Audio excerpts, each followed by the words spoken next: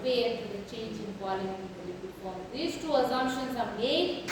So that in place of V, we substitute the ideal gas equation. PV is equals to nRT. So that's how this one comes in. Got it?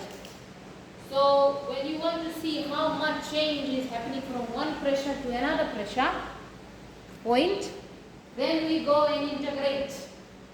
Right? We want to see how the change is happening. So we integrate from one pressure to another pressure. Anything 1 upon becomes an ln. And here, remember, this enthalpy is not changing. At any point on this line here, it's not changing. So it becomes a constant, and gas constant is definitely a constant. So the only variable that is changing is your temperature. So we integrate with respect to temperature. And that's how we come down to get the Clausius-Clapeyron equation, which comes in the form of a straight line graph. If it comes as a straight line graph, then you have the ability to come and find your enthalpy of vaporization. Because today you are looking at the phase change of a liquid, which is from the liquid phase to the gas phase. Right? So that's the phase change we are trying to look at. So we can actually find out how much of heat was actually required to get the liquid into the vapor. All understood? That's what the whole experiment is all about. So you know, as you go up, the pressure decreases. That's why when you put a balloon, you don't fully fill it. Because as the pressure increases, the volume decreases, isn't it? So as you go up higher in terms of your altitude, going up, the air becomes very thin. Yes or no? They say the air becomes thin. The thinning means there is very less pressure. The gases concentration starts to decrease, but the volume starts to increase. So you will see the balloon will start to expand. It will come to a point where it will burst. That's the inverse relationship between pressure and volume. Here you see a relationship between pressure and temperature. Now you will see it's not linearly responding. You don't see a linear curve like this. It's an exponential curve. That means for a very big change in pressure, you will see a very small change in temperature. That's how exponentially it will grow. Right? So what we will do is we'll take you virtually down to Mount Everest. Right? It's very high in altitude. So when you go up there, they say the water boils at about 70 degrees Celsius. Yes or no? If you are boiling water at sea level, it's going to boil at 100 degrees Celsius. But as you go up, water starts to boil at a much lower temperature. Yes, because boiling is when the boiling point of a liquid equals the vapor pressure, isn't it? Atmospheric pressure.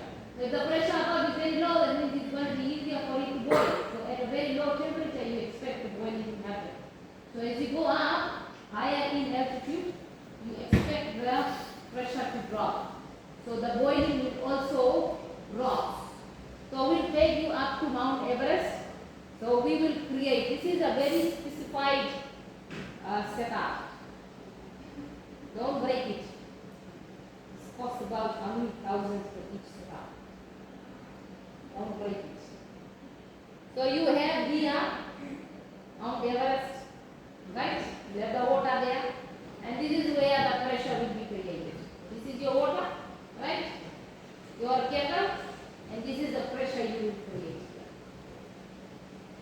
When you open it, it's at atmospheric conditions. You see? When we close this and we increase the pressure, so that we suck and create the pressure, then you should be able to create a pressure which is much, much lower here. So you will see this one will start boiling at a much lower pressure. This is how your result should look like. As the pressure is low, you expect your boiling to be lower. As you are reducing, coming down to sea level, you expect your boiling point to also increase. By the time you finish, you will come down to atmospheric conditions here, sea level, you expect to be boiling at about 100. All clear? That's what you are going to do. We are using a liquid which is safe water, Now if you look at your procedure, previously we used to use mercury barometer here, but you know, mercury is a very dangerous metal to handle, right? So that's why it had to be removed and we have the digital barometer here. So it's a very simple procedure. Make sure this part is greased when you put this one in. It's greased, and when the pressure is maintained here, you will see this one will get very stuck. So it just will be a slight opening, right? Just slight open, and you should be able. Don't open it too much, otherwise you go back to zero. Sea level. Just a slight, so that you can see your reading coming down to that. So it says allow water to circulate through the layback condenser. This is the layback condenser, so you have your water switched on. Then this is your stopper B. This is stopper B. It says you open the stopper B so that the pressure inside the flask F is equal to the atmospheric pressure. Right? Keep the water in the flask D, which is here, and allow it to boil for some time. During this period, the air in the system here will be saturated or replace the water vapor here. Note the temperature. At this temperature, the saturated vapor pressure is equal to the atmospheric pressure. That's why you are actually seeing boiling happening. It says that in this experiment, both T and P must be measured as accurately as possible, as the boiling point of the liquid varies slowly with pressure. That's why you end up having an exponential curve. Therefore, I don't know how well you can see, because these thermometers here are just in the divisions of IT1 1 degree Celsius. So when it's in between, you can assume it to be a 0.5. You can't write 0.1 there. So the best assumption between the two lines of graduation, this could be 0.5. Usually with this type of experiments, we go with a very precise thermometer. Then while this was boiling, you're looking at the temperature and everything. Then you will close the stopper B. Make sure it's greased, close it. Then you will lower the heating mantle. Don't switch off the heating mantle, just lower it down. All clear. Lower it down and allow the system to cool. So let it cool to about 80 degrees with a drop in temperature. Then you open clamp C. This is clamp C. Open it slowly. This is attached to the vacuum line now. So open the vacuum tap slowly until you see a difference of H. So here what H meant was you looking at the atmospheric pressure, which was 760, and you looking at 300. So 760 minus 300 would have been 400 and something, right? So that was the difference. That means the pressure here would have been around 460. Got it? So that's why it says get a H difference of 300 millimeter Hg. Because we were looking at in terms of mercury. So that's what it was done. So we create a very, very low pressure here. Right? In here you don't do the H difference. You will control to a pressure. Let's see how we'll go. And then we'll close the clamp C. So at least you get it to 300 here. 300, if you can't attain 300 or even 280 or something like that, because sometimes these systems leak. So attain it to there. Close this tap here. Then. Close it and switch off the vacuum tap. Then you take the heating mantle up and heat the flask again. So it will boil for gently how many, 2 to 3 minutes.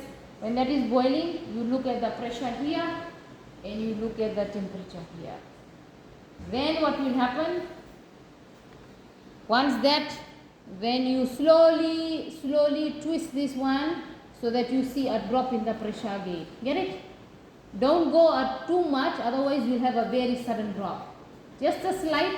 It says here go by 20, but it's not necessary you go by 20. As long as you see a drop, you note the pressure, you can note the temperature. You will do that till you get 0 here. Means everything is back to atmospheric condition. That's when you're going to open this. And that should be. That's your experiment today. Right? Once we do that, we should be able to tabulate your results. I'll tell you what we go on from there onwards. That will give you the atmospheric pressure. Your H is what is denoted on this manometer reading. H. You don't have to subtract. Correct? That H comes from here, from manometer. So it's not necessary you start from like 300. If you can get about 310 or something like that, you can start from there. Not necessarily you go by 20 unit down. As long as you see a slight drop and you are able to maintain those drops down, then it should be okay. You should be able to get a good set of data. Okay, that's how you do the experiment. And before you finish all the experiment, the stopper B remains open. That we go back to the specific conditions. That's the lab today. Make sure your safety specs is on. And let's see who all are here.